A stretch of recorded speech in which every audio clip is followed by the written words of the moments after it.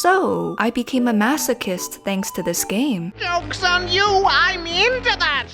I never touched a Souls game before. Wuchang Fallen Feathers was my first real taste of the genre. I used to watch people on Twitch play Dark Souls dying over and over, and I'd think, what idiot chooses to suffer like that? Apparently me. But then I noticed something odd. This game is getting review bombed. Why? Let's talk about it. Hey. Welcome to my channel, everyone. I'm the globalcherry, and today we're diving into the real problem with Wuchang Fallen Feathers. The problem to me being, I can't put this game down. If you're into this kind of content, make sure to hit the like and subscribe after the video. Let's get into it.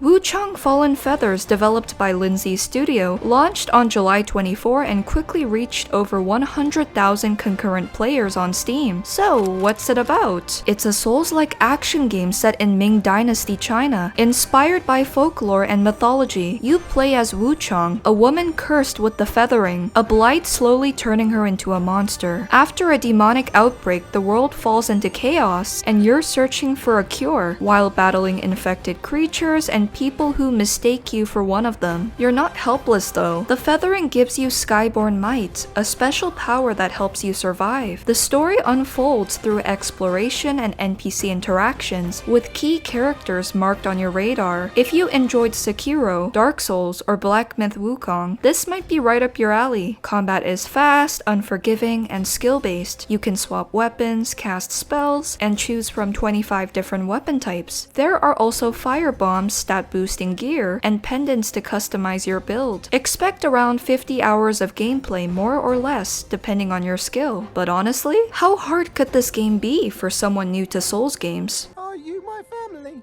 You don't have a family and we're all going to die. What? I got wrecked. Dying hurts.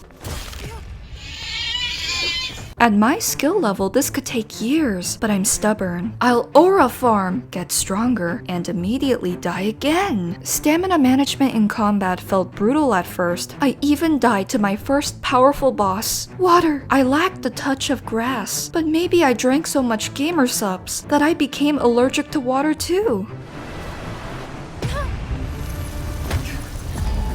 I almost quit in the first hour, but then I remembered, I'm no quitter. I can see why this game might not be for everyone. Then again, a game for everyone is a game for no one. Shrines act as save points and let you heal, but the gaps between them can be long. If you die, you respawn at the last shrine and have to recover your lost experience. Bosses stay dead, but regular enemies return. Thankfully, many of them drop items that give experience, so dying isn't a complete loss. Your active skills depend on your weapon. For example, you can block with an axe but not with a sword. Even then, blocking with an axe still lets some damage through, which makes you question if it's even worth blocking at all. That said, unlocking new skills in your weapon tree can make a huge difference. A perfect dodge followed by a counter can build feathering stacks and even stun enemies. Over time, I got used to the combat and the menus. Once I learned the attack patterns, everything started to click, and when it does, the game feels incredibly satisfying. It teaches you the mechanics gradually without overwhelming you, but it still loves to throw in a few surprises along the way. Every time you die, your inner demon level increases. You deal more damage, but you also take more. When it maxes out, you have to fight a demon version of yourself. I met mine pretty early. Figures. I really am my own worst enemy. Let me tell you something! Let me tell you something!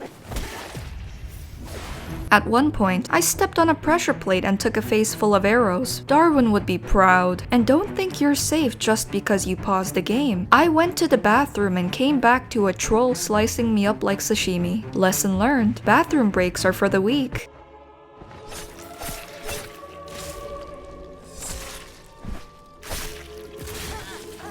If you have to pee, then prepare to die! The level design is mostly linear with some optional paths, and enemy types are varied. One of them looked like they were forced to listen to a JoJo Siwa song. Make it stop, please! Visually and sonically, the game holds up well, but honestly, I don't think the negative reviews are about the difficulty.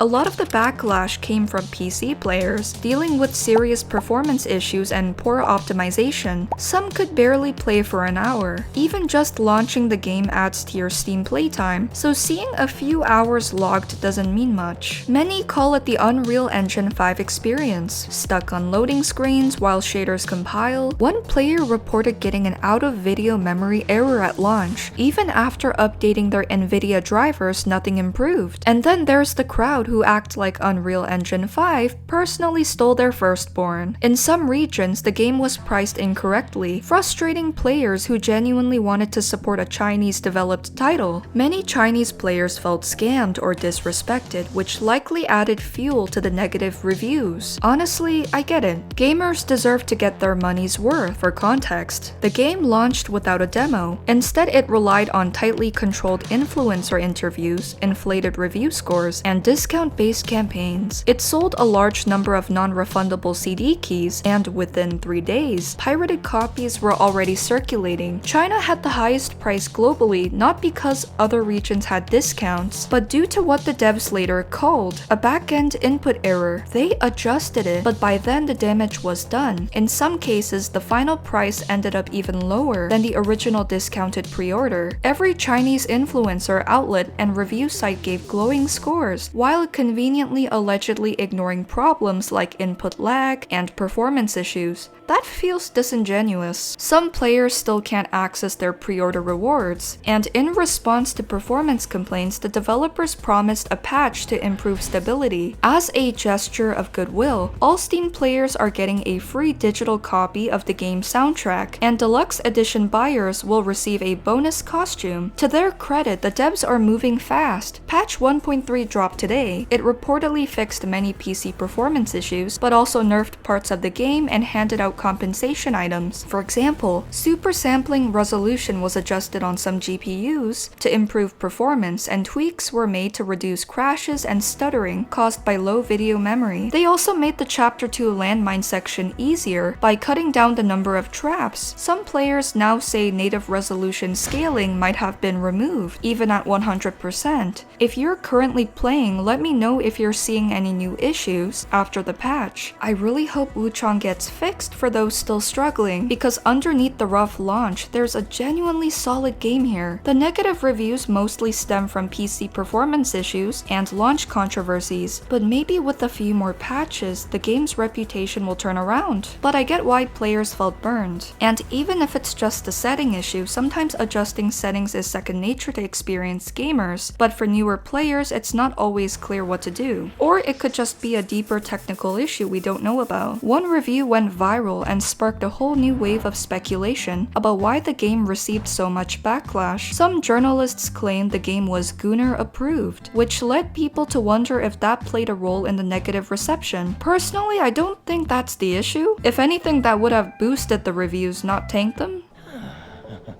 I just stepped out for a breather and ran into a fine woman. If someone gave this game a low score just because the protagonist is a beautiful woman, that's one of the dumbest takes I've ever heard. I love my Shayla. I seriously question the mindset of anyone complaining that this game is Gooner bait. We're not doing this again. The game itself isn't Gooner. People will make it out to be. Most gamers aren't buying games solely because the main character is attractive. They care about gameplay too. So yeah, we can rule this out as the reason for the negative reviews. In the end, it was not the gameplay, but the technical problems and launch drama that pulled it down. Wuchang Fallen Feathers had a rough launch, but there's a solid game underneath, especially for those who enjoy a challenge and appreciate strong artistic design. Games like this need time to grow, improve, and reach the right audience. And I think it did. If you're rooting for it or just curious, don't give up hope. Thinking of buying it? Maybe wait a few more patches or try it through Xbox Game Pass. That's how I played. And aside from some lag during finishers, it ran well. Come suffer through the boss fights with me. No pain, no gain. So what am I gaining? Trauma. So what are your thoughts on Wuchang Fallen Feathers? Are you interested in checking it out? I think I'm finally getting the hang of it. For those of you already playing, have you run into any issues? If so, feel free to share your experience in the comments. I'd love to hear how it's going for you. That is all for today. If you enjoyed the video, please make sure to leave a like, subscribe, and comment your thoughts below. Thank you for watching, and that's all.